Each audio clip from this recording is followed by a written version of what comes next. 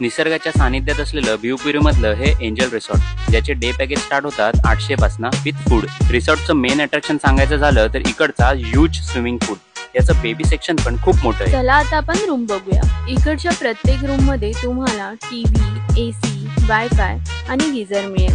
इकडचे वॉशरूम पण नीट and clean आहे.